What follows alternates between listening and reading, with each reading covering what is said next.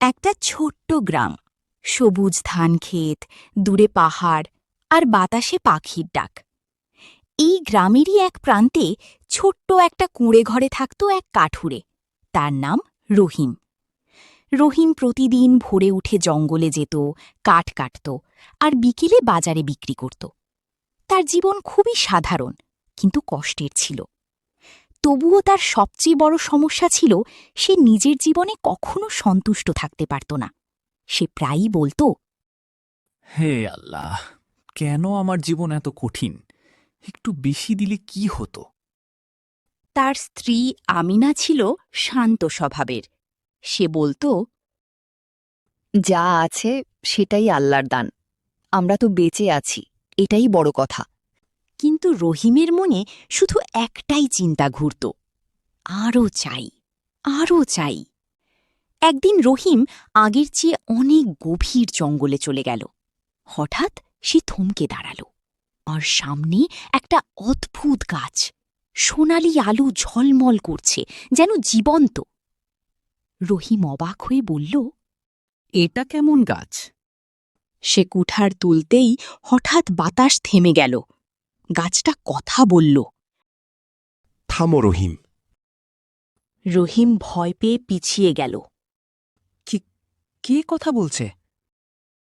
গাছ শান্ত গলায় বলল, আমি এই জঙ্গলের জাদুর গাছ, আমাকে আঘাত করো না। রহিমের চোখ বড় হয়ে গেল। তুমি কথা বলতে পারো? গাছ বলল, হ্যাঁ, আমাকে কেটে ফেলো না। বিনিময়ে আমি তোমার একটি ইচ্ছা পূরণ করব। রহিমের চোখে তখন লোভের আগুন জ্বলে উঠল। আমি সোনা চাই, অনেক সোনা। এক মুহূর্তেই তার সামনে পড়ে গেল বিশাল এক সোনার বস্তা।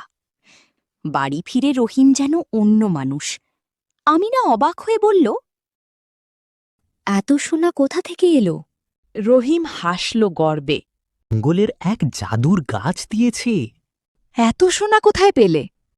রহিম সবকিছু বলল। সব শুনে আমিনা কিছুক্ষণ চুপ রইল।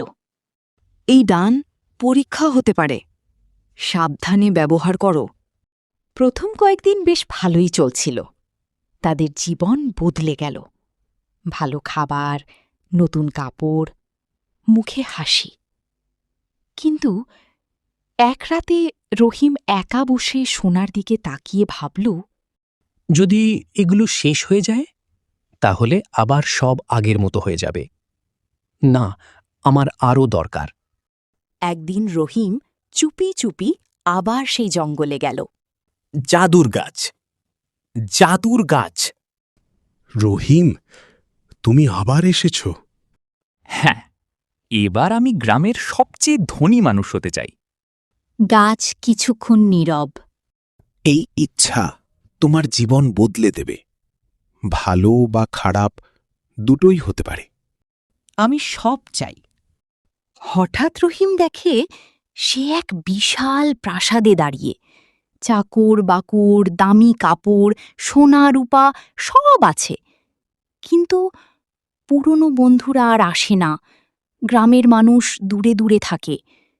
সে বদলে গেছে, মানুষজন ফিসফিস করে। আমিনা চুপচাপ বসে থাকে।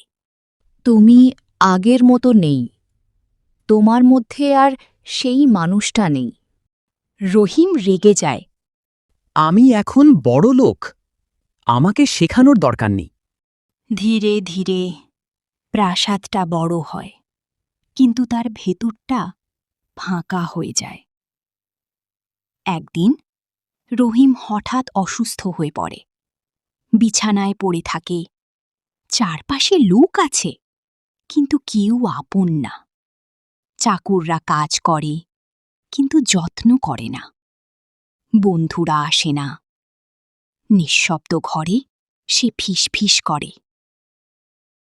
আমি কি পেলাম? সব আছে, কিন্তু কেউ নেই। শেষ শক্তি জোগাড় করে সে আবার জঙ্গলে যায়। জাদুর গাছ, তুমি আমাকে বাঁচাও। রহিম, এখন তুমি বুঝেছ? হ্যাঁ, আমি শুধু সুখ চাই, আগের জীবন ফিরে চাই। গাছের কণ্ঠ নরম হয়ে যায়। এটাই তোমার শেষ ইচ্ছা? হ্যাঁ, আমি আবার আমার সেই আগের জীবন চাই। হঠাৎ সবকিছু বদলে যায়।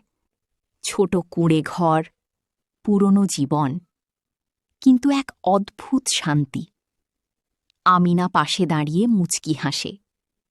রহিম গভীর শ্বাস নিয়ে বলে, এটাই আসল সুখ। লোভ মানুষকে অন্ধ করে দেয়, আর সন্তুষ্টি আসল সুখ।